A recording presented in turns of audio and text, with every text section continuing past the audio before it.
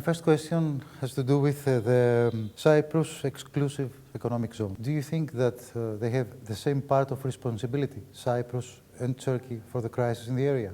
I think that everybody should refrain from actions that might increase the tensions in the region, and especially in times like this, because now we are facing so many challenges and threats from outside, from the instability in Syria, ISIL in Iraq, Syria, and also from a more challenges we see from a more aggressive Russia in eastern parts of Europe. So I think that as allied countries in an alliance, we should focus on those threats and stand together as allied countries. What do you think that can be done now? What I think is that it is very important to support all efforts to try to find a solution to the Cyprus issue. And I strongly welcome that the Secretary General of the UN has appointed a special advisor, envoy, on the Cyprus issue.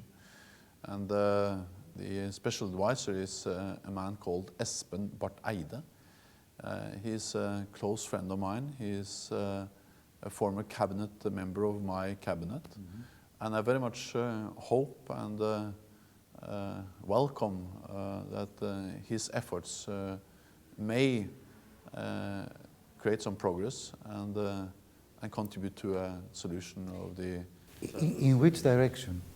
I think it's very important that NATO is not part in this issue, and therefore I think it's very important that we are not directly involved, but that we support the efforts, the work that is now going on, and especially the efforts by the UN and the special advisor of the Secretary General on this issue, to support those efforts to try to find a solution which is just, viable, and lasting.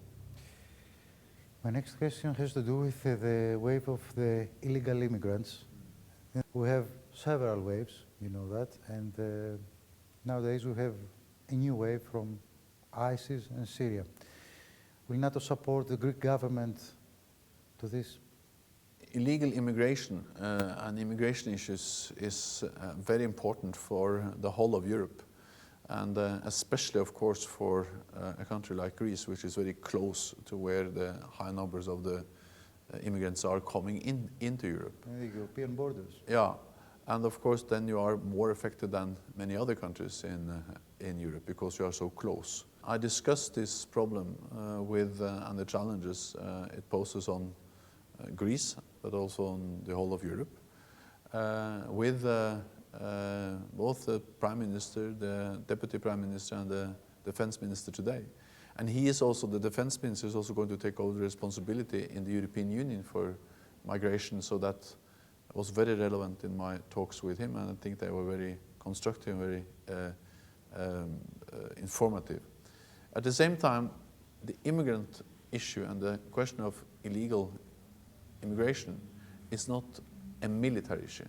It cannot be solved by military means.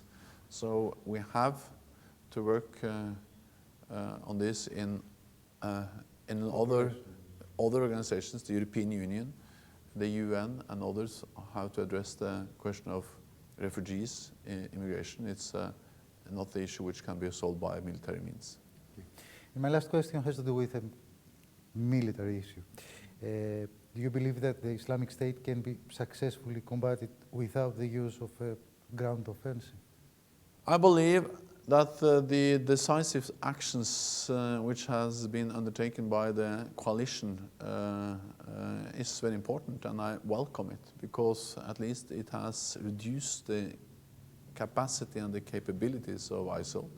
But at the same time, I agree with all those who are saying that airstrikes alone cannot solve the problem.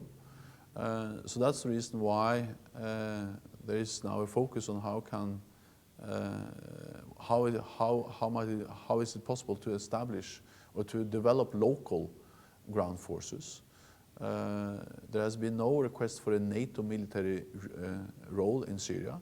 We have stated that we stand ready to help Iraq in developing, enhancing their armed forces, because I believe that the development of local ground forces is important if you are going to succeed in fighting ISIL. Yes, but do you think that the local soldiers can do it? First of all, there has been no request for a NATO direct military involvement in Syria. Second, I note that there are very few, hardly any country from outside the region who are willing or interested in deploying ground forces into Syria. So therefore the focus is now on how is it possible to strengthen, to develop local forces.